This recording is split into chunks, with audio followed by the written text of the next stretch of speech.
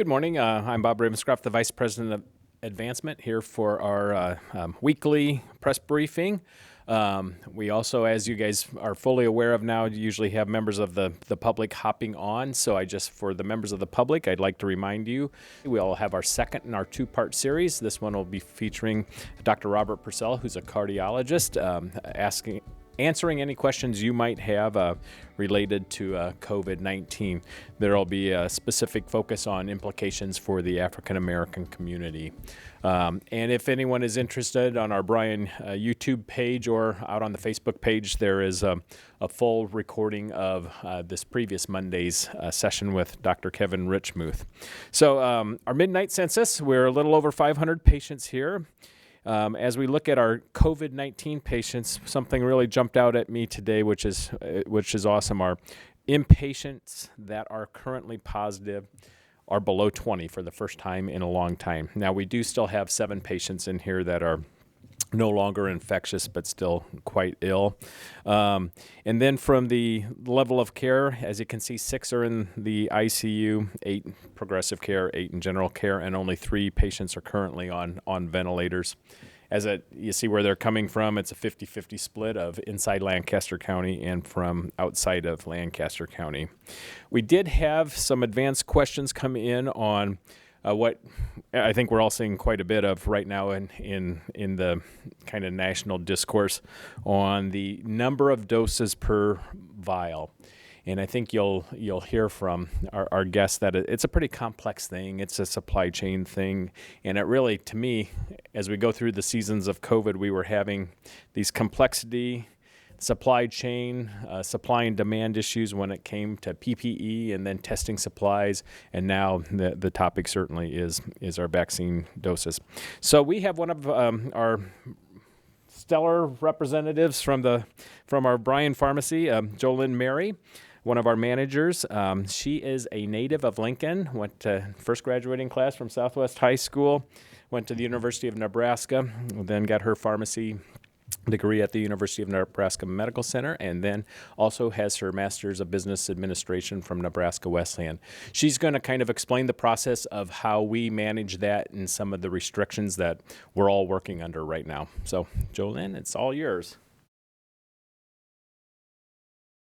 Thank you, Bob. Good morning. As you mentioned, I'm Jolyn Merry, one of the pharmacy operations managers here at Bryan Medical Center. And I have a variety of job responsibilities, including our inventory team, and have been readily involved with vaccine distribution for our employee vaccine clinics and community clinics and all of that. So to kind of answer some of the questions about the vaccine that's being obtained from those vials there is some variance, of course, in the number of doses that we're getting from each vial. The FDA did approve the use of every full obtainable dose from each of the vials. So when there is overfill, we're able to use that.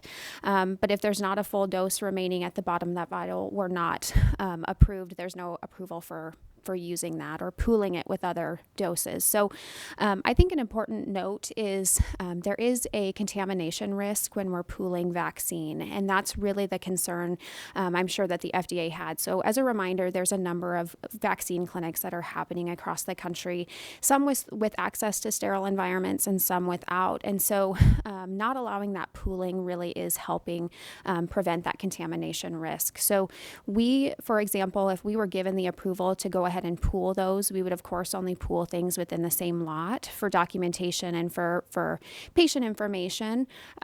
We do have a sterile environment, of course, here at the hospital, but not everyone does. So there really is that risk of contamination.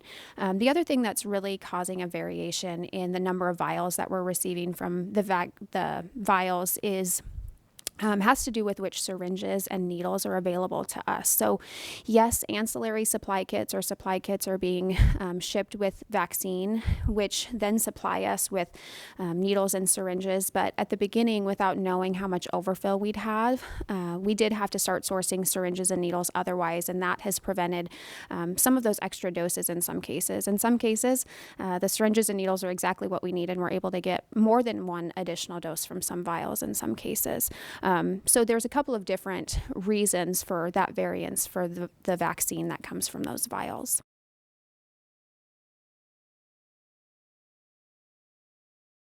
When we are doing the preparation process or the administration process, there is aseptic technique involved, of course. So we're wiping down the vial tops with alcohol, things like that.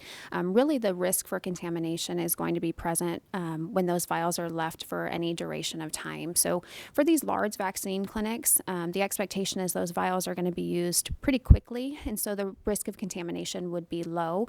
The question, of course, is then, given that these vials are good for 6 hours. So when it's first punctured for Moderna, it's good for 6 hours, and for Pfizer, it's good for 6 hours once it's been diluted.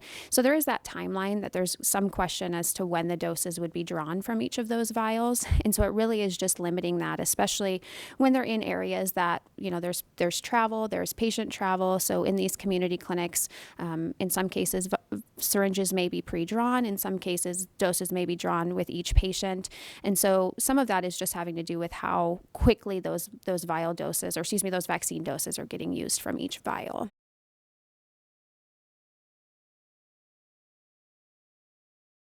Yes, it is very frustrating to see the leftover vaccine that we can't use it, unfortunately. I would agree with that. But one of the benefits, of course, is that we are getting more vaccine than we were expecting. So both Pfizer and Moderna created their vaccine vials so that they contained at minimum 5 doses for Pfizer and 10 for Moderna. So we're excited about the extra overfill that we had that we weren't expecting at the beginning. So there's some pros and cons there, but that would be the contamination risk.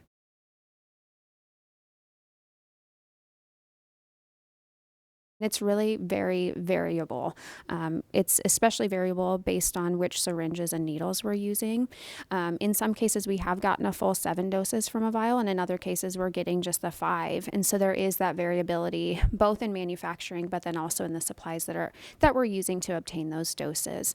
So it's tough for me to give an estimate. I know there was a news article released earlier this week that there was something like, I don't know, maybe 10% more if you can pool 100 vaccines or something like that. I can't tell you. We haven't tried that at Bryan, just because we know we can't pool them. And it is incredibly variable based on what supplies we have and which vaccine we receive.